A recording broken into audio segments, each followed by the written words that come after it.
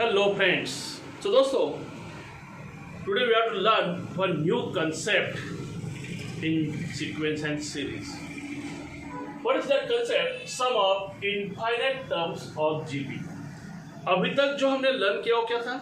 Sum of finite terms up to n terms. Correct? n terms कहाँ ना कहाँ खत्म होने वाली थी, भले वो 50 टर्म्स होगी, 100 टर्म्स होगी, व्हाटएवर. लेकिन अभी हमें निकालना है up to infinity dot dot dot, उसका सम निकालना है. किस कंडीशन में वो सम आ सकता है, किस कंडीशन में नहीं आ सकता है और कैसे आएगा. देखिए क्या है सम ऑफ इन्फिनिट टर्म्स. तो पहले है एसएन लेते हैं. सम एसएन कैसे निकालते हैं एसएन? क्या फॉर्मूला है? फॉर्मूला है A which is first term r raise to n minus one. R क्या है? कॉमन रेशियो है, एन नंबर ऑफ टर्म्स है और आर माइनस वन. क्लियर? इसी फॉर्मूले को हम थोड़ा चेंज करके भी लिखते हैं और सेम ही है दोनों की वैल्यू, कोई फर्क नहीं है. 1 minus R raise to N upon 1 minus R. Clear? Usually क्या होता है कि अगर आर की वैल्यू ग्रेटर देन 1 है तो इसे यूज करना है, आर की वैल्यू लेस देन 1 है तो इसे यूज करना है. कंपल्सरी नहीं, आप उल्टा भी कर सकते हो, वैल्यू सेम आएगी, खाली साइन को लेके थोड़ा संभालना पड़ता है. क्योंकि अगर यहाँ पे या यहाँ पे अगर सपोज बड़ी वैल्यू है, इट इज ग्रेटर देन 1 होगी तो साइन निगेटिव आएगा, फिर यहाँ पे निगेटिव आएगा, माइनस माइनस प्लस हो जाएगा. इसे थोड़ा संभालना पड़ता है और कुछ नहीं, कोई प्रॉब्लम नहीं. कोई भी फॉर्मूला अप्लाई कर सकते हैं कहीं पे भी. अभी कंडीशन क्या है कि हमें निकालना है sum of infinite terms. Infinite infinity dot dot dot dot. अगर इन्फिनिटी है मतलब क्या है? मतलब एन की वैल्यू अप्रोचेस इन्फिनिटी. एन क्या होगा? इन्फिनिटी की तरफ जा रहा है, बहुत लंबा जा रहा है. अगर ये बहुत लंबा जाने वाला है तो अगर हम आर जो रेशियो है इस आर की वैल्यू एन लेंगे जो कि इन्फिनिटी की तरफ है, यानी बहुत बड़ी होने वाली है, चलते ही रहने वाली, खत्म ही नहीं वाली, बहुत बड़ी है, तो फिर इसकी वैल्यू भी क्या होगी? ए भी इन्फिनिटी वाली. करेक्ट? सिंपल लॉजिक है. तो नहीं, यहीं पे थोड़ा सा चेंज है. क्या चेंज है? तो ये आर की वैल्यू क्या है उसके ऊपर ये और ये रिलेशन डिपेंड होता है. ये तो फिक्स है, एन टू इन्फिनिटी हमें लेना ही है. Sum of infinite terms, N हमें इन्फिनिटी ही लेना है, इन्फिनिटी ही लेना है. तो एन अगर इन्फिनिटी है तो आर एच टू एन हर वक्त इन्फिनिटी आएगा क्या? तो देखिए, इससे पहले समझ लीजिए, अगर आर की वैल्यू ग्रेटर देन 1 है. अभी आर की वैल्यू मतलब आर क्या है? आर रेशियो है. रेशियो क्या हो सकता है? Increasing decreasing. जैसे जीपी क्या हो सकते हैं? जीपी इंक्रीजिंग भी होते हैं, डिक्रीजिंग भी होते हैं. इंक्रीजिंग डिक्रीजिंग ये किसके ऊपर डिपेंड होता है? आर के साइन के ऊपर. तो आर का साइन निगेटिव भी हो सकता है, पॉजिटिव भी हो सकता है. हमें खाली वैल्यू देखना है तो हमें क्या करना है? मोड ऑफ आर लेना है. अगर मोड ऑफ आर, क्योंकि हमें साइन से अभी कोई मतलब नहीं है, साइन से खाली चेंज क्या होगा? जीपी की डायरेक्शन, इंक्रीजिंग और डिक्रीजिंग. ठीक, तो मोड ऑफ आर लिया तो ये पॉजिटिव है नेगेटिव है, उसकी वैल्यू कंसिडर करेंगे. और ये वैल्यू अगर ग्रेटर देन 1 है, अगर ये वैल्यू ग्रेटर देन 1 है तो हो जाएगा ये नंबर बढ़ता जाएगा. जैसे जैसे n की वैल्यू बढ़ती जाएगी नंबर बढ़ता जाएगा. n की वैल्यू जब इन्फिनिटी हो जाएगी r raise to n infinity हो जाएगा.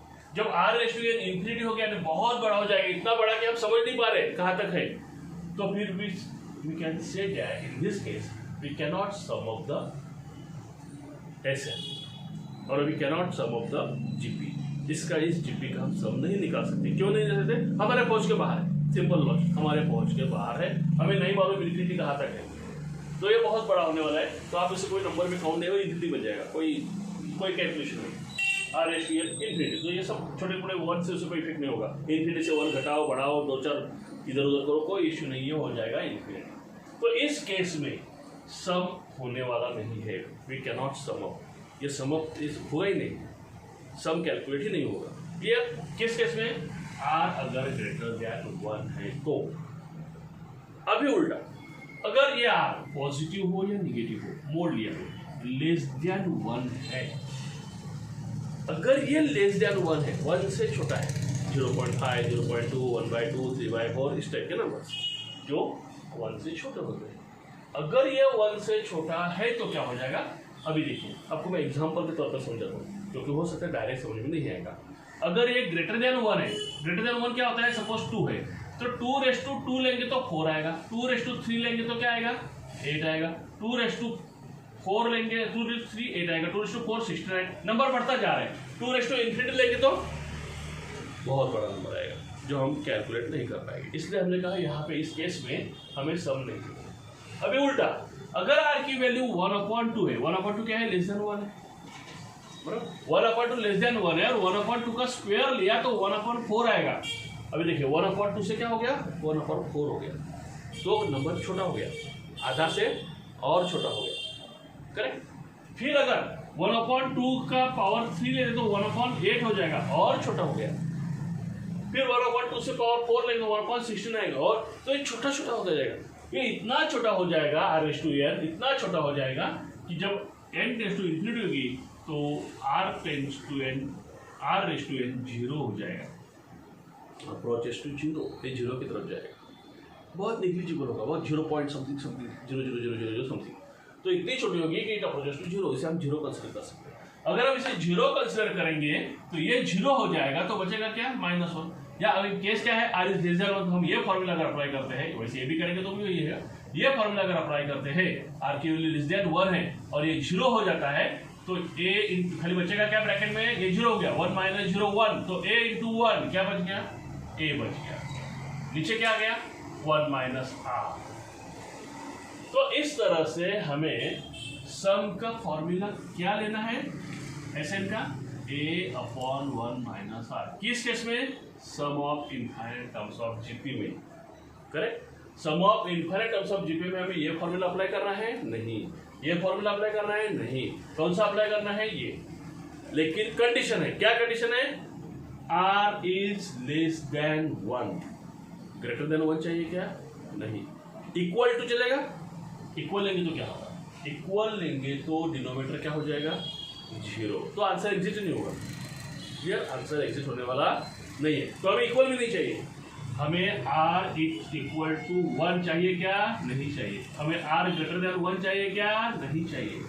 हमें क्या चाहिए, हमें r लेस देन 1 चाहिए। अगर r लेस देन 1 है तो ही हम इसका सम निकाल सकते हैं, सम ऑफ इनफाइनाइट टर्म्स का, और उसका कैलकुलेशन कैसे करेंगे, a/1 - r, इस फॉर्मूले से करेंगे। तो इसी फॉर्मूले को लेना है, आपको यूज करना है कब, अगर जिक्र किया गया है कि you have to find sum of infinite terms.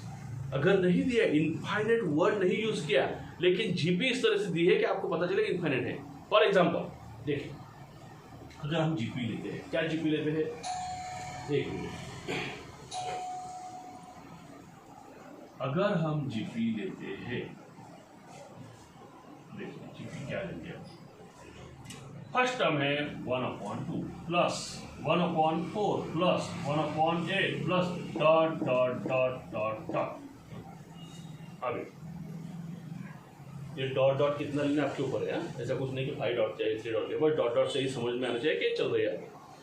अभी a क्या है, 1/2 है, a की वैल्यू 1/2, r क्या है, r है कॉमन रेशियो, क्या कॉमन रेशियो, 1/2 को किससे मल्टीप्लाई करेंगे तो 1/4 आएगा, 1/2 से, या सीधा सक्सीडिंग अपॉन प्रीसीडिंग कीजिए, रेशियो निकले 1/4/1/2, दैट इज 1/2।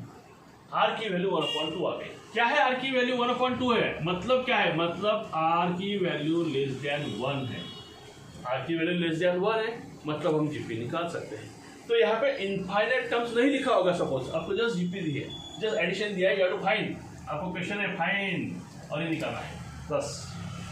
तो फिर क्या करना है, डॉट डॉट है मतलब इनफाइनाइट है, तो वर्ड नहीं यूज किया होगा, तो कंफ्यूज मत हुई है, डॉट डॉट है ना, इनफाइनाइट है, तो इनफाइनाइट है तो ए निकालिए, आर निकालिए, आर को चेक कीजिए, इट इज लेस देन 1, अगर ये लेस देन 1 नहीं है सपोज, तो you are right, we can not sum up और Sn does not exist, finish, clear.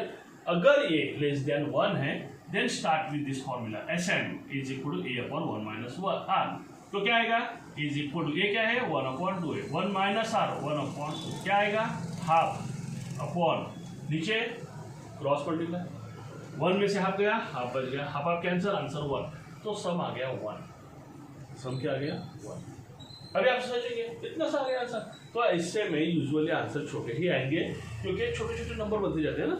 देखिए हाफ था, हाफ से छोटा हो गया और छोटा हो गया, तो डिक्रीज होने वाली टर्म है, ये जब डिक्रीज होते हैं तो छोटे है। हाँ, अगर ए ही बहुत बड़ा है और वहाँ से डिक्रीज की तरफ जा रहे हैं तो पता लगे, वो भी हो सकता है, नंबर बड़े भी आ सकते हैं इस केस में, लेकिन यूजुअली नंबर छोटे मिलेंगे आपको। और इस केस में आपको फ्रैक्शंस भी मिल सकते हैं डेसिमल फॉर्म में भी आप आंसर निकाल सकते हो, नो इश्यू।